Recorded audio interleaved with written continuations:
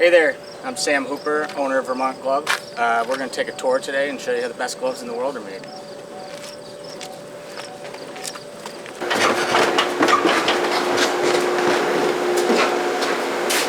Start down here in the cutting department. We'll begin where the leather comes in.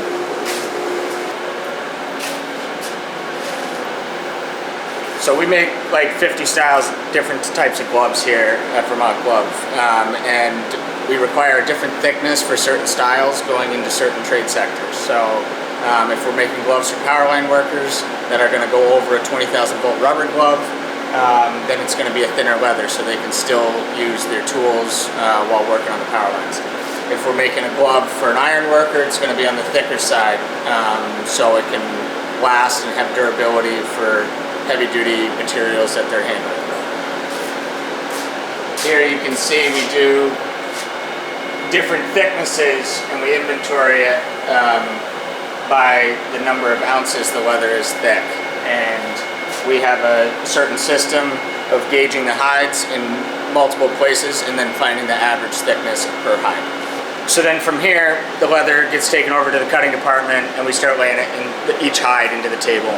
And we have to start by making sure the thickness is correct and then mark any of the imperfections in the grain of the leather.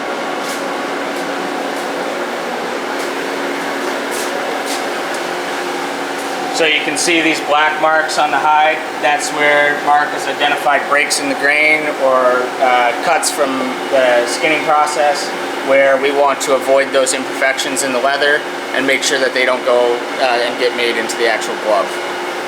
Then we start choosing where each piece is going to go on the hide, and using the mouse and the projection system, we can decide where each piece drops in.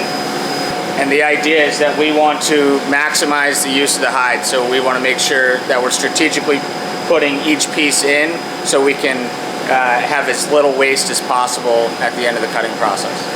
So if you look at this hide, we use this as a training piece.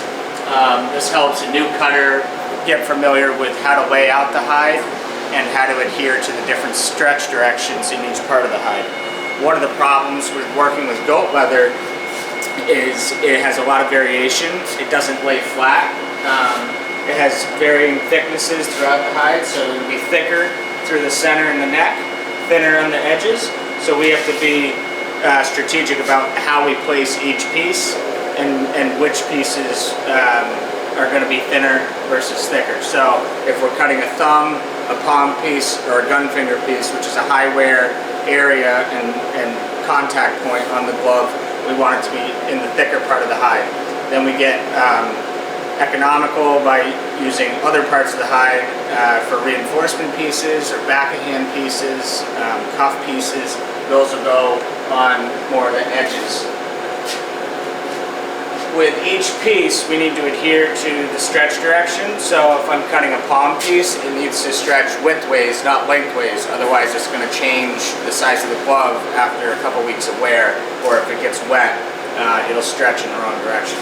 So all of that know-how goes into where we lay each piece in the process. Now, we used to cut and lay out each piece individually with the clicker and die cutting process. With the cutting table, we can now lay out the entire hide, figure out and decide where each piece goes with the projection system, and then while one hide is cutting, we can start laying out the next hide, so it adds a lot of efficiency.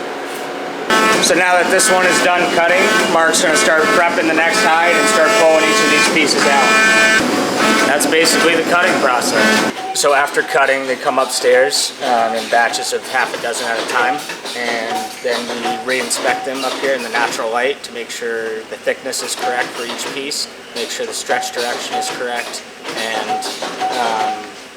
and then start color coordinating.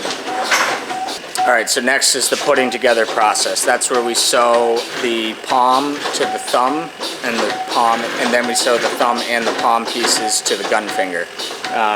That's the main start of the sewing and the bulk of the process that goes into the glove. We sew everything on a single needle, walking foot industrial sewing machine. We double stitch every seam and we reinforce it with an extra, what's called a welt or a finger tab. So you can see here Jaime's sewing the thumb piece to the palm on a pair of Tuttles right now. And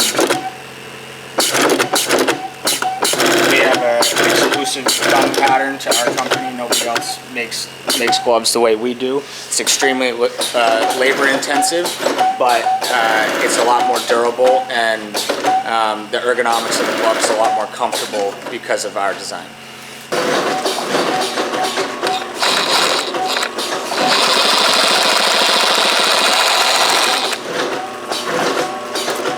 So that was the elastic step in the process. That puts the elastic on the back of the hand to make sure the glove conforms more naturally to the shape of your hand, and that way it doesn't fall off while you're working. So after we put the first seam on, then when we put the second seam on, we add all the reinforcement tabs, finger tabs, extra welts, palm strap, and that's what makes the glove super durable. See here, Pam's putting on the second seam.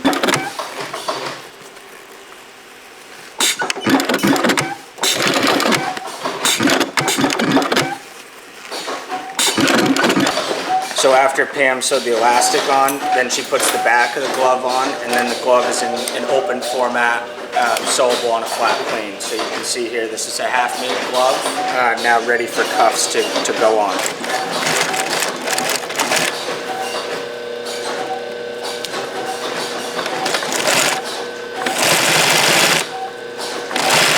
So after cuffing, it's time to take this glove on the open format and start to close it into a three-dimensional product that looks more like a glove. So at the start of every seam, we back tack to lock the stitch in and make it as durable as possible.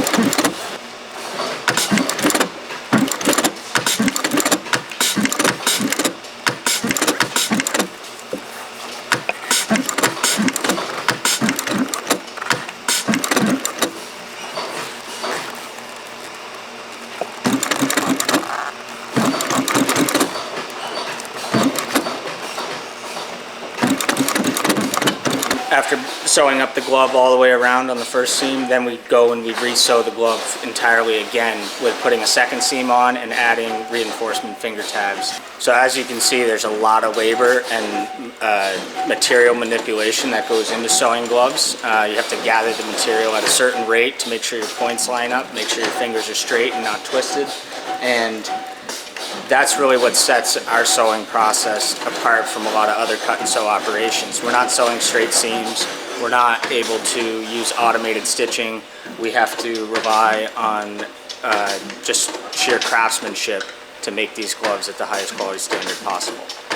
Okay, so now that that's a closed glove, now it goes from here to trimming, and then it'll go to steaming.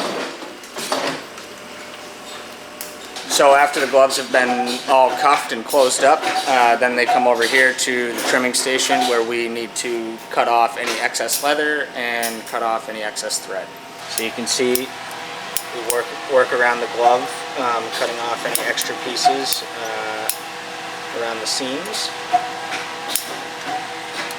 This cleans up the look of the glove and is another quality checkpoint for us to make sure that there aren't any issues with the seams from the sewing process. So we'll work our way around the glove, cutting off any excess thread, cut off the elastic, cut off this finger welt or gun finger welt, cut off any excess around the tips, and clean up the look of the glove. So after trimming, then the product goes into the steaming room where it gets last quality checkpoint and it shapes the glove and standardizes the size of the glove.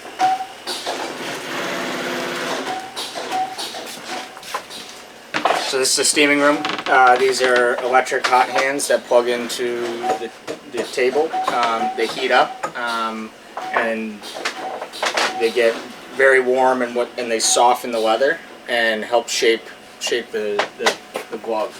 That doesn't necessarily look like a very comfortable glove right now, but you'll see After Philemon irons it on the hot hand, it shapes it into a nice rounded size. And this is also an opportunity for him to watch each seam and make sure there's no drop stitches, and make sure that there's no breaks in the grain.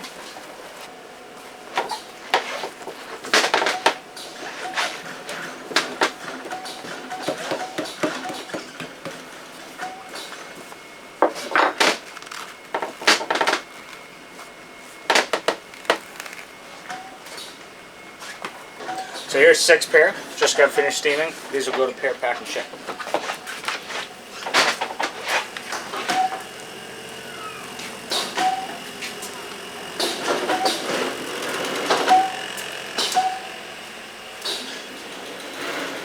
This is where we want to try to match up our color tones of the right hand and the left hand, and the texture of the leather can vary from one piece to another, so we want to make sure that matches also.